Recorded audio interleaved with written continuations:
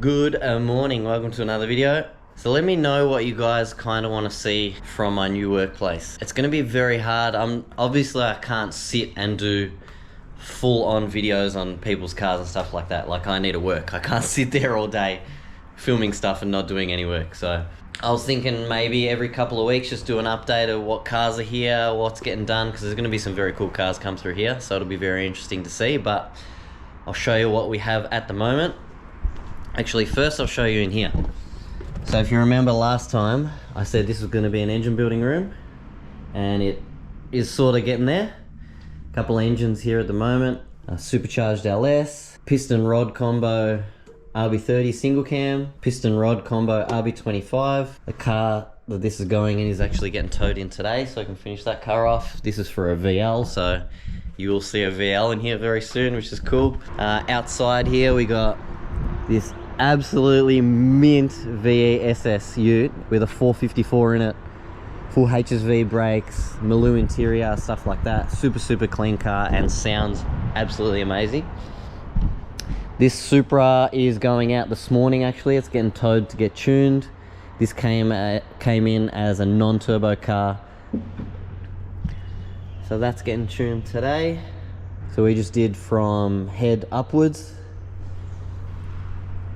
We got this Accord Euro in for a clutch at the moment, and a nice little surprise up there, big precision turbo. So that's getting a clutch today.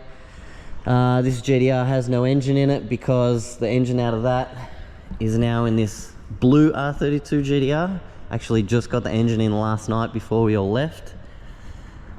So that's in there, and continue down with the rest of it.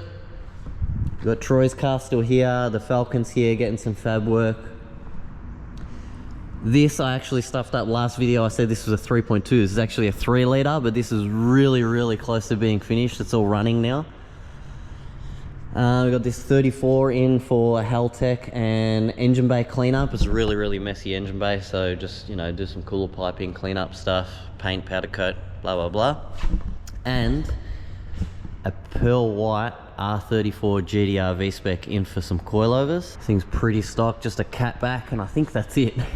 I have to slot in this VL as well because it's leaving today, so I'm not going to be able to put it in another video.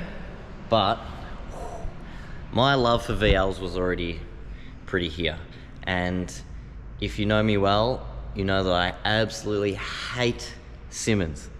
Hate Simmons wheels on everything. I reckon they look stupid, but I don't know why. This car is an exception, and it ticks every box for me. So this is here just for an inspection. It had some work done elsewhere at a few other shops that the owner was a bit skeptical on, so we just did a check over and report. Huge Simmons on the back. It's mini tubbed, 9-inch, 355 stroker, Trimatic, like retrimmed factory interior is really nice. Filter out the bonnet. Oh, Willwood brakes. Oh, I love this car so much. It's an old build, you can sort of tell by the engine bay, but whew, my God. And there's actually a lot of cars coming in this week. We're gonna have 2 VLs actually. One VL turbo coming in for that engine, and one VL 355 is coming in, and some few other bits and pieces. But I'll show you the cars maybe every 2 weeks, every second video. Maybe I'll do an update, maybe once a month, I don't know. Let me know in the comments what you want to see from here. Clean bay. Could do with a bit of a tidy up, but good street up. This thing sounds amazing.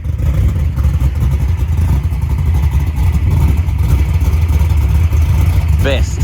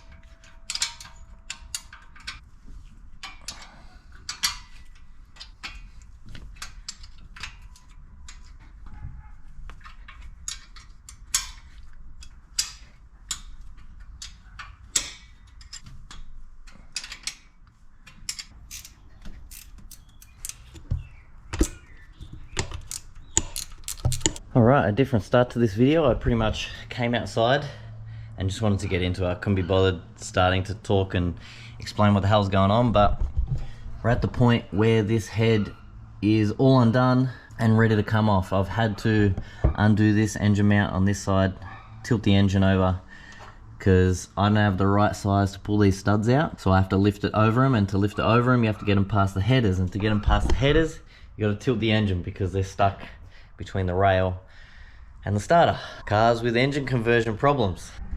So as I said, this head's ready to come out. If you didn't watch a few videos ago, this car dropped a valve on the dyno, this one here. I was hoping you could see it bent through this port, but you can't really see anything. So yeah, one of these little locks popped out and was found in here. In turn, this popped off. The valve dropped, piston hit valve, smashed the spark plug, all that sort of fun stuff. So we're taking it apart to see how bad it is.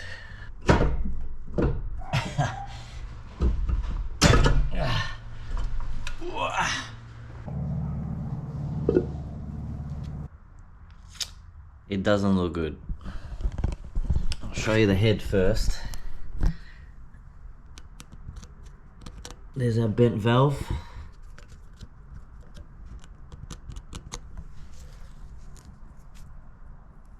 Pieces of God knows what.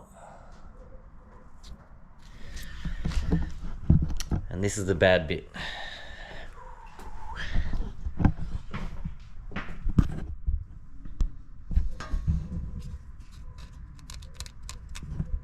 There's our valve contact. And whatever all this shit is, whatever was flying around in there, bits of valve, bits of spark plug, who knows. Now the biggest problem is, I don't know if this is going to show up on camera, or if you can tell, the gap on this side to the bore, and the gap here to the bore. And also, these little scoring marks. You can't feel them with your nail, but I am worried that is a bent rod. I'm at a point where I've just been sitting here just thinking, what the hell am I gonna do now? Because at this point I'm so over this car. One little thing, that valve lock coming out, has caused a lot of problems in here. So I don't know where to go from here. I need to stew on this for a bit, I think, but I don't have a socket to turn this over by hand, which is what I really want to do to see if that piston is touching the bore or whether it's just, I don't know. I don't really want to crank it because I don't want to damage it more than it already is. If possible, best case scenario might be, well, it not being a bent rod obviously, but if it is, to drop the sump, do one rod and one piston and put it all back together. Anyone want to buy a VN in its current state? Oh my god. Anyway, I'm just stopping on this car for the day. I was going to pull the shifter and everything, but you know what? There is actually one more thing I'll do today. So if you remember, I broke a hubcap, unfortunately. And just because in the last video a lot of people were saying, just get rid of them, it looks shit. Well, lucky enough it's not your car, and I love these hubcaps, so I got another one. I love how people actually think that commenting about something they don't like is going to affect what I do to this car. So one brand new hubcap.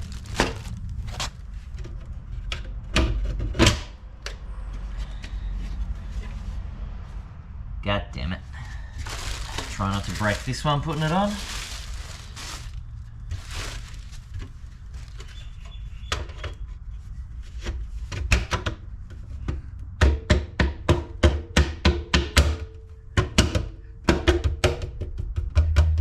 Lesson learnt, be patient when putting them on. But anyway, it's gonna be a couple of weeks from now to when I post this, so I may add on to this video with some more about the engine, so we'll see how we go. Alright, gonna add a few little bits and pieces on the end of this. So I've decided to tackle the shifter. Now, originally I thought looking down here that it had snapped here. But turns out, once you pull the trims off, it's this second rivet here that's broken. So it's still pivoting on this first one, and it snapped the second one. As you can see, the back's still attached there. So hopefully I can do it without getting it out. Just drill out this one and do a new rivet.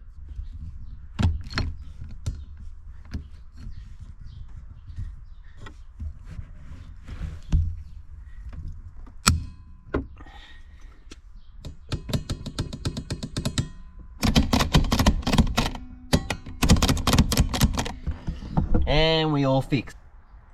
I'm just going to keep adding stuff on the end of this video, but believe it or not, we have some answers. So with that passenger side head off the LS1 that's in the VN, off the car now, I sent it to the machine shop that did this engine in the first place to see if that head is still salvageable. Upon inspection, that valve that dropped and ended up hitting the piston is an oversized valve, and all the others are stock. So it has a 1mm oversized valve, which we are assuming this engine at some point in its life, who knows, it's 20 whatever years old now, it's out of a VX, has dropped a valve at some point, maybe damaged the head, and the dodgy fix was to sort of just maybe machine it out and put a bigger valve instead of repairing it and jamming it back on. So look, it's not 100%, but it would make sense of why giving it that extra RPM, it was finally enough for it to hit that oversized valve, shoot the locks off, in turn dropping the valve, smashing the pistons, blah, blah, blah, blah. I can only assume it was the previous owner that did this shitty fix, going by what the rest of this engine was like when we pulled it apart. And it's kind of my fault for not having these heads checked when I had the motor built. So we just did a bottom end, skimmed the heads and put them back on. Didn't pull any valves out, no nothing. Didn't have them inspected, which if I did have them inspected, it probably would have been picked up. You can't actually tell by eye because it's only 1mm. You're never going to see that by quickly looking at the head. So I'm pretty confident in saying it is not our fault. And I have to say that video of the car on the dyno where it dropped the valve, the comments that video got were some of the most frustrating things I've ever read in my life. And I didn't even bother replying to because they were just that dumb. Because people are so quick to jump and blame whoever they can think of, when if you're doing things properly, you just pull things down, figure out what the hell went wrong before blaming this person, that person. That's why I straight away just blame myself. Turns out it probably wasn't our fault. And just some of the other comments like, why would you rev the car out to 7 grand? Well, that's where the efficiency of this cam is supposed to be making power, so that's where you rev it to. I'll put the cam specs up here, and it's actually like a middle of the range VCM cam, so there's quite a few cams in their range that you rev above 7 grand. There's nothing wrong with revving an LS above 7 grand, so I'm not sure why multiple people were saying that, and a few people were, I'm sorry, I'm gonna go on a bit of a rant just because it was some of the worst comments I've ever read on this video. I can't believe your tuner would hit the rev limiter on the dyno. What the hell do you think I'm going to be doing with this car once it's off the dyno? This car is, I'm going to thrash the absolute shit out of it. It's going to spend half its life on the rev limiter. And how are you supposed to tune a car properly if you don't rev it to all the way where you're going to be driving it? That's just, I'm assuming these people have never had a car on the dyno or understand what goes into tuning a car. It just blew my mind. Anyway, I don't want to crap on about it too much. It was just, yeah, it was crazy, the comments. Like, I was just shaking my head and I couldn't even be bothered replying to any of them. But the plan is, now I don't trust the other side head. And if I'm gonna drop the K-frame to drop the sump to pull that rod and piston out and pull the other side head off, I'd be silly not to just pull the motor and do it all out of the car, because it's just gonna be a shitstorm trying to do it in the car. Half of it's out. You may as well just pull the motor. All it is at the moment is bell housing, engine mounts, and one side extractor. Like, that is it, and just pull it out. So that is the plan. What we do from there, I got no idea until it's apart, because you don't know until you have it inspected. And I guess I'll update you from there. So next video or the video after will probably be pulling the motor back out of the VN again. Anyway, I'm gonna probably get on to doing that right now. See you guys next week.